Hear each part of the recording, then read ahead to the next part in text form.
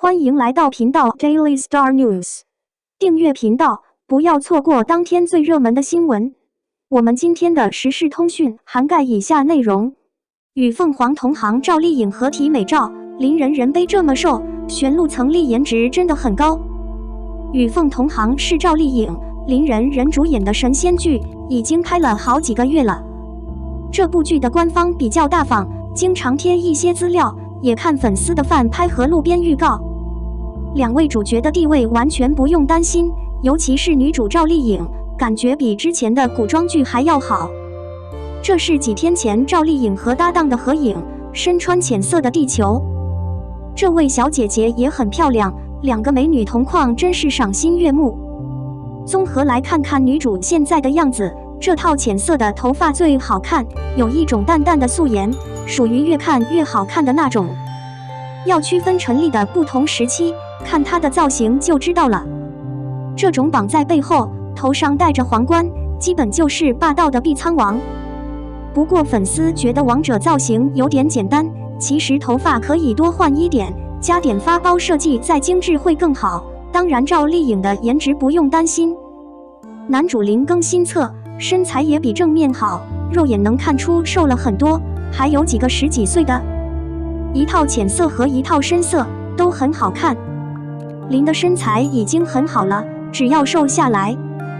他在剧中饰演星矢和星云，星矢是天界最古老的神，一个太年轻的演员可能真的无法扮演那个角色。最近林更新的工作室相当大方，发了好几份资料。玄露在剧中饰演陈丽的母亲刘宇，主要出现在回忆中的戏份不多，玄露也顺利完成了拍摄。有几张她和剧组的合影，包括林心志和邱心志，身材都很好。刘宇是前魔王的弟子，长相偏素，发型颇为特别。浅色的发型很好看，蓝色的稍微简单一些。这个演员阵容的发型师是不是就不能饶过女星们的发髻？不要浪费她们的美丽。这是曾丽生日祝福图片的官方博客。她饰演妖主陈沐月，是刘宇师姐陈丽的上司。曾黎的脸色一向高高在上，气势磅礴，美貌绝伦，非常适合扮演魔君。看到曾黎的发型，我再次感叹，如今用发髻的剧组真的少之又少。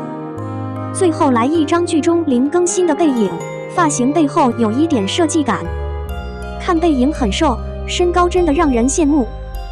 02，什么家伙？程毅是这出戏的代言人吧？演帝后当评委，竟然一点都不觉得格格不入。有人说，当代青年男女演员靠的是流量，什么都像自己。尤其是那些偶像演员，总是画着浓妆艳抹，放不下自己的偶像包袱，观众看腻了。但并不是所有的演员都是这样的。娱乐圈不乏像肖战、王一博、杨洋这样的实力青年男演员。当然，近段时间称霸影视剧市场的程毅也明确表示自己是个话剧复古脸。2022年，程毅又为观众带来了一部又一部的新作品，一部是与杨紫合作的《沉香如粉》，另一部是与靳东等多位资深演员主演的《底线》。皇帝清新苦行的老神沉香如碎花是一部以仙侠秀为题材的老合奏作品，是程毅擅长的领域。在剧中，他饰演的统治者鹰远是一位老天爷，性格内敛。他的气氛凝重而冰冷，让人在不知不觉中产生了距离感。对应远来说，最初是一个无情冷酷的老人，直到遇到严丹之后，他才被他的真情所感动，随后开始了一段虐恋。由于话题的需要和剧情的需要，程毅的沉香如碎花让众人不知不觉陷入了仙侠的气候之中。无论是华丽、渠道还是味道服务，程毅在沉香如片中的画面圆了众人的神仙梦。他是可爱的、遥远的、引人注目的点，那种心境中不难看的五官亮点，加上仙侠秀特有的妖精频道和装扮，程毅可爱的穿搭风格让霸道霸气的头像画面进入了众人的视野。周以安，鞭炮常规。在我们还没有走出沉香如饕餮中君王的画面的时候，程毅就已经穿上了现在的服饰，导航到了基本题材电视剧《首要关注》中，演了一场惊天动地的大戏。审判员。剧中，程毅饰演周以安一角，他对他的职业开始充满活力和公平。尽管他是个循环瘦子，但他最初进入工作环境时的自负和干劲，展现了新时代法官最真实的一面。既然是题材的艺术作品，程毅的周以安就没有精益求精，没有渠道，也没有提炼的冲击力。他以最真实的状态，描绘了一个年轻的权威回归社会、接近现实的画面。有人说，程毅在主要关注中的出现已经下降，没有像君主这样的暴虐和超凡脱俗的鞭炮。想想看，周以安是个鞭炮凡人，大体上是真正社会人物的封装。他全身都是毛孔和扭结，不是真的吗？在看了《沉香如片》之后，又看了《首要关注》，两部作品完美的结合在一起。我想这可能有点像一场表演，但我的思考过程是，这是一个和头部相似的人吗？个人很难将这两个角色联系在一起。明白之后，我忍不住要说，英雄。程毅真的是在剧里折腾脸吧？毫无疑问，在扮演君主被任命为权威之后，一个是吝啬的老神像，另一个是一个鞭炮凡人的工作人员。在不同的时代、不同的环境中，程毅完全依赖于承担了两个完全不同的角色。应远的优秀和周以安的白昼在人群中是完全不同的两个人。不得不说，自从成名之后，程毅的演技真的进步了。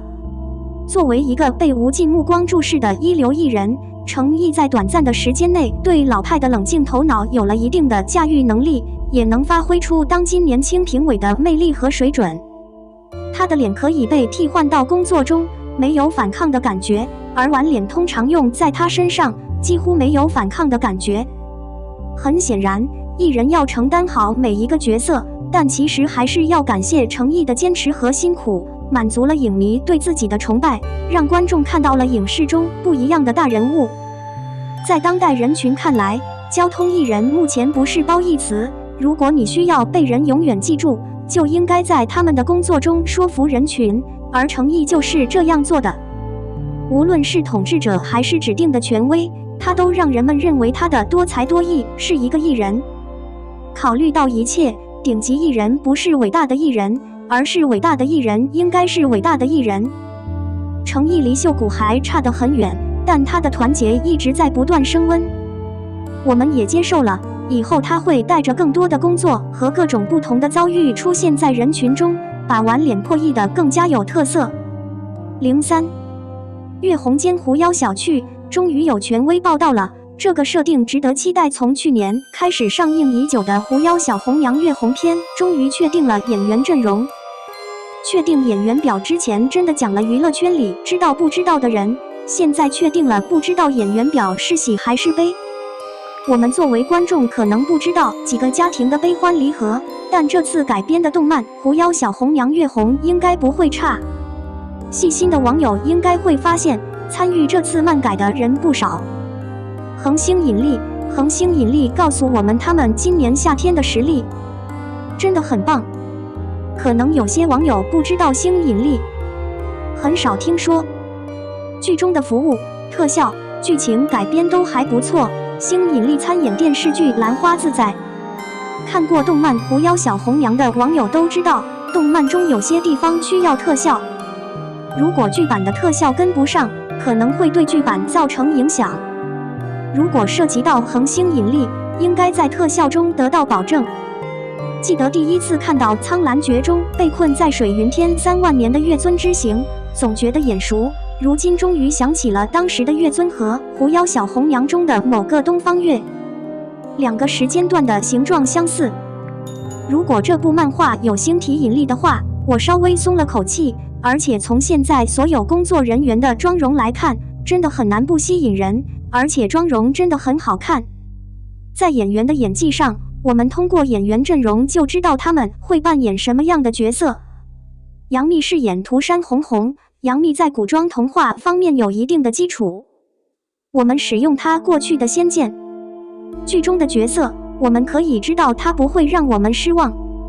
东方月这个角色是龚俊饰演的，龚俊在《山河令》中饰演温客行的时候，无论是大家害怕的鬼谷主，还是挂在前面的样子周子舒的，果然是真的。开关不错，所以龚俊的演技还是可以的。涂山丫丫由郭晓婷饰演，郭晓婷和杨幂算是绝配了。